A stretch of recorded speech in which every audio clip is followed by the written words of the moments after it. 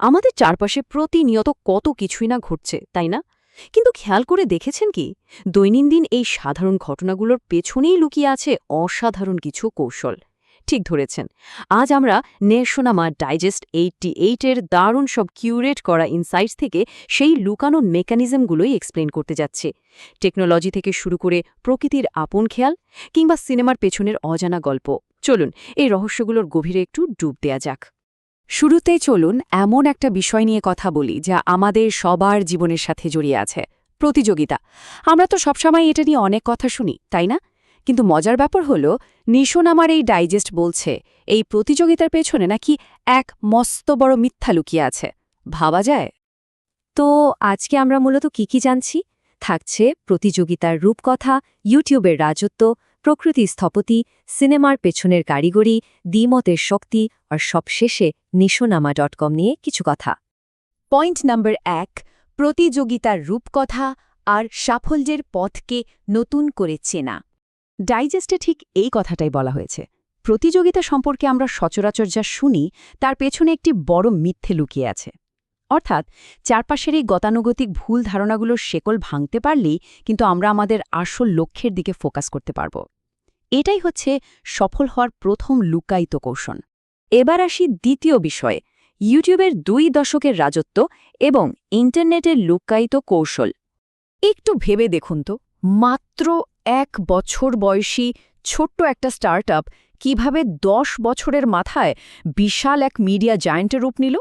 আর শুধু তাই না, টানা 20 বছর ধরে তারা নিজেদের এই রাজত্ব ধরে দেখেছে। কিভাবে সম্ভব হলো এটা? উত্তরটা লুকিয়ে আছে তাদের অদ্ভুত অ্যাডাপ্টেশন বা মানিয়ে নেওয়ার ক্ষমতার মধ্যে। প্রতিকূল পরিবেশেও টিকে থাকার এই মেকানিজমই ইউটিউবকে এতটা অনন্য করে তুলেছে। আর এই মানিয়ে নেওয়ার ব্যাপারটা এখন আরও বেশি প্রাসঙ্গিক, কারণ একদিকে এআই বা কৃত্রিম বুদ্ধিমত্তার প্রবল আগ্রাসন, অন্যদিকে টিকটকের মতো প্ল্যাটফর্মের তুমুল জনপ্রিয়তা। এরকম দ্বিমুখী হুমকির মুখেও সেই পুরনো অভিযোজন ক্ষমতার জোরেই ইউটিউব কিন্তু গত 2 দশক ধরে নিজেদের একছত্র প্রভাব ঠিকই বজায় রেখেছে। আমাদের তৃতীয় টপিক, প্রকৃতির ক্ষুদে স্থপতি এবং গ্রাসতাকোয়ের পেছনের প্রকৌশল। ডিজিটাল দুনিয়া থেকে এবার চলুন একটু প্রকৃতির দিকে তাকাই। এই যে গ্রাসকেপারশীয় পোকা, জানেন কি, এরা জন্মের পর থেকে একেবারে দক্ষ স্থপতির মতো আচরণ করে। প্রথমে এরা শরীর থেকে রেশম সুতো বনে, আর তারপর সেই সুতো দিয়ে ঘাসের পাতাকে নিখুঁত জ্যামিতিক মাপে ভাঁজ করে ফেলে। এভাবে তৈরি হয় তাদের চমৎকার আর নিরাপদ আশ্রয়, যাকে বলা হচ্ছে গ্রাসতাকো। মানে ভাবুন একবার, প্রকৃতির নিজস্ব ইঞ্জিনিয়ারিং কতটা নিখুঁত হতে পারে। 4 নম্বর বিষয়টা বেশ ইন্টারেস্টিং, সিনেমার পেছনের কারিগরি বা চলচ্চিত্রে অদৃশ্য ভারী কাজ। পর্দায় সিনেমা দেখার সময় আমরা মূলত কাদের দেখি? নায়ক নায়িকা, তাই তো? কিংবা হয়তো পরিচালকের নামটা জানি। কিন্তু একটা সিনেমার শুরু থেকে মুক্তি পর্যন্ত আসলে পর্দার আড়ালে যিনি সেন্ট্রাল ক্যারেক্টার হিসেবে কাজ করেন, তিনি হলেন প্রযোজক।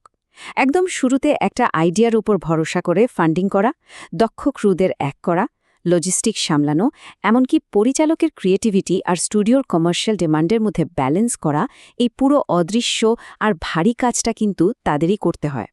সিনেমার আরেকটা মেকানিজম খেয়াল করেছেন?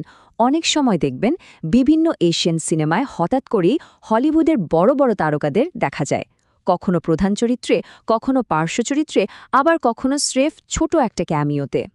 এটা কিন্তু এমনি হয় না। মূলত আন্তর্জাতিক দর্শকদের অ্যাট্রাক্ট করতেই এই স্ট্র্যাটেজিক কাস্টিংয়ের কৌশলটা ব্যবহার করা হয়। আর ডাইজেস্ট থেকে সিনেমার কথায় যখন আসলামই, দুটো দারুণ pop culture Easter egg share করি। টাইম লুপ নিয়ে তৈরি চমৎকার একটা শর্ট থ্রিলার ফিল্ম আছে, নাম স্টাক। আর অন্য ব্যাপারটা আরও মজার, বিখ্যাত গায়িকা ডোজা ক্যাটের আহ ম্যান গানে কিন্তু সেই 80-র দশকের জনপ্রিয় টিভি সিরিজ নাইট রাইডারের থিম সংটা স্যাম্পল হিসেবে ব্যবহার করা হয়েছে। দারুণ না বিষয়টা? আমাদের 5 নম্বর টপিক, দ্বিমতের শক্তি, দারুণ কাজের কৌশল। কর্মক্ষেত্রে আমরা তো প্রায় সময়ই তর্ক এড়িয়ে চলতে চাই, তাই না? কিন্তু ডাইজেস্টের এই কোডটা একটু খেয়াল করুন। যাদের আমরা ভালোবাসি এবং শ্রদ্ধা করি, সেই সব সহকর্মীদের সাথে দ্বিমত পোষণ করা কিংবা গঠনমূলক তর্কে জড়ানোর ক্ষমতাটিকে আমরা অনেকেই অবমূল্যায়ন করি, অথচ এটি প্রতিবার কাজের মানকে আরও উন্নত করে তোলে। আসলে কিন্তু তাই। তার মানে দাঁড়াচ্ছে, গঠনমূলক বিমত কিন্তু কখনো সম্পর্ক নষ্ট করে না, বরং অন্যের ভিন্ন মতকে মন থেকে গ্রহণ করার এই যে মানসিকতা, এটাই হলো একটা শক্তিশালী, টেকসই আর দারুণ টিম গড়ে তোলার সবচেয়ে বড় ভিত্তি। একটু ভিন্নভাবে ভাবার সুযোগ দেওয়াটাই সেরা কাজ বের করে আনার লুকানো কৌশল।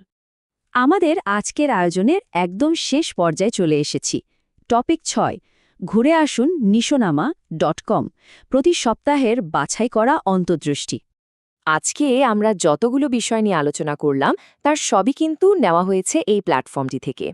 এখানে শুধু একটা নির্দিষ্ট বিষয় না, বরং technology, internet trend, creator economy, pop culture, ব্যবসা কৌশল আর সাপ্তাহিক দার্শনিক ভাবনার এক দারুণ সংমিশ্রণ পাওয়া যায়। হাজারো কৌতূহলী পাঠক কিন্তু প্রতি সপ্তাহে একিউরেট।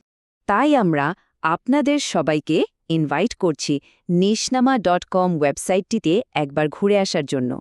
সেখানে প্রতি সপ্তাহে নতুন নতুন ইস্যু পড়তে পারবেন, মন্তব্যের মাধ্যমে অন্যদের সাথে আলোচনায় অংশ নিতে পারবেন, আর ভালো লাগলে সোশ্যাল মিডিয়ায় শেয়ার করে বন্ধুদেরও জানাতে পারবেন। আজকের মতো আমাদের এই ব্যাখ্যামূলক আয়োজন এখানেই শেষ করছি, কিন্তু যাওয়ার আগে একটা প্রশ্ন রেখে যাই। কি মনে হয়, আগামী সপ্তাহে আমাদের চারপাশে লুকিয়ে থাকা এমন আর কোনো নতুন মেকানিজম বা কৌশল আবিষ্কারের অপেক্ষায় আছে? এই উত্তর খুঁজতে এবং নিজেদের কৌতূহল মেটাতে নিশানামা.com এর সাথেই থাকুন। কথা হবে খুব শীঘ্রই।